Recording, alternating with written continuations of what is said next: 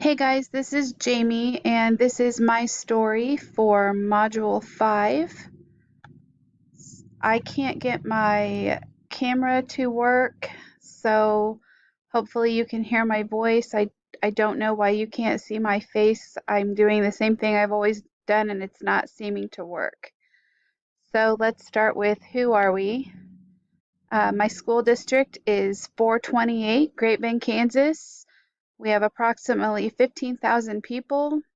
7 schools, 5 of them are elementary K through 6, 1 middle school, grades 7 and 8, and 1 high school, grades 9 through 12. We are just shy of 3,000 students total for enrollment. We are currently at 49% female and 51% male. Each school works closely with the surrounding community and has a great relationship with most families. How we do business. Things like accountability checks with staff, and mostly that just means all of us checking in on each other and making sure that everyone has what they need, no one's drowning or doesn't understand something. Regularly keeping in communication with all students. We call this divide and conquer, meaning we each pick a certain number of students, could be from different classes, to make sure that we check in with each day, say their name, take an interest in what they have to say, and let them know that there's someone there that cares about them. Taking it a step further, in my classroom, I make sure to talk to each student on an individual basis each day, even if it's just to say, hey, how are you doing? And I try and touch them by patting them on their back or shoulder. We have weekly PLC meetings with grade level partners and math, ELA, and SEL coaches. We have participation encouragement for all staff with the different leadership teams. My favorite team that I am on is part of the Visible Learning team, which goes hand in hand, in my opinion, with MTSS and student success. We have the same plan time as our grade level teachers so that we can collaborate if need be.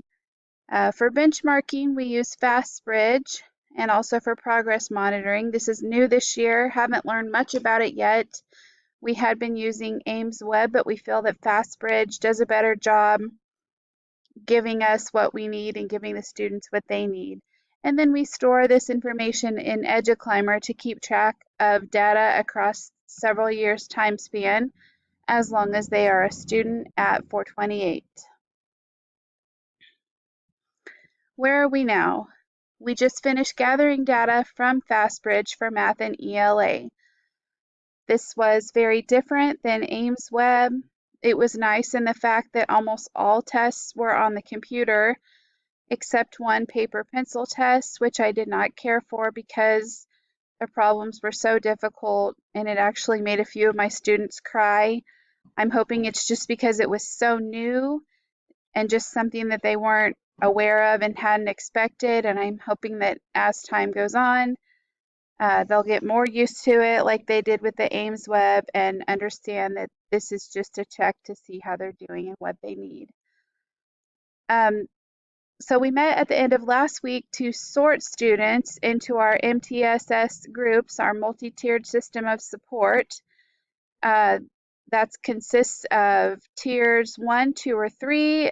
Tier 1 being the highest at or above grade level, tier 2 medium, low risk, and tier 3 intensive intervention needed. They are progress monitored weekly, every 2 weeks, or monthly depending on which tier they fall in. We're still waiting to screen students for social emotional wellness. We use this data to see who might be at risk and also to form social intervention groups and make sure students are getting the emotional support they need so that they can be more successful in school. That's my favorite part of data gathering and assessing and just being able to do my job. I think that that piece is very important, and without that piece, they're never going to feel safe, which means that they can never reach their full potential with success in school. Sadly, this isn't something we've always had to worry about, but as time goes on and the clientele changes, it is now just as, if not more important than academics. So I'm excited to see our new screener because I've heard that it's more in-depth and gives a better picture of what we need to do to help our students in that way.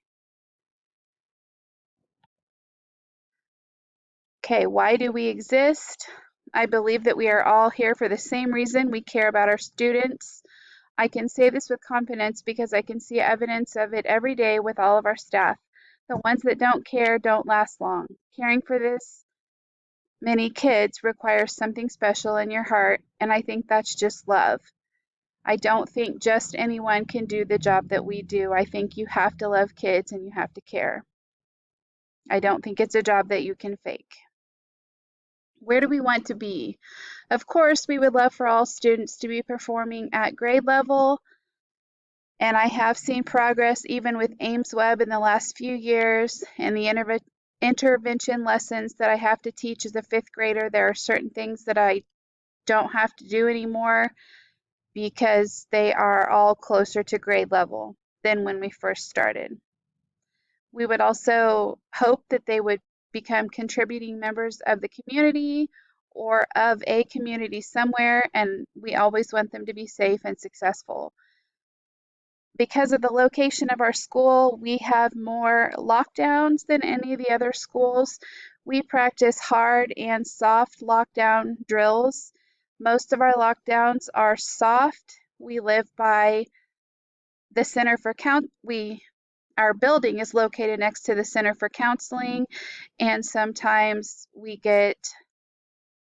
there are angry patients outside that make threats and sometimes try to follow through with those threats. And because of our proximity, we have to go into soft lockdown much more frequently than any of the other schools. And that just means we lock our doors, we close our blinds, and we continue to teach until the threat has been cleared. It does not mean that anyone's in the building. So we spend a lot of time practicing and helping them to understand that you're still safe. It's just a soft lockdown. It's just an extra precaution. So with all that aside, we hope that when they leave our school, they're more successful, well adjusted, and ready for the next step. Thank you for listening.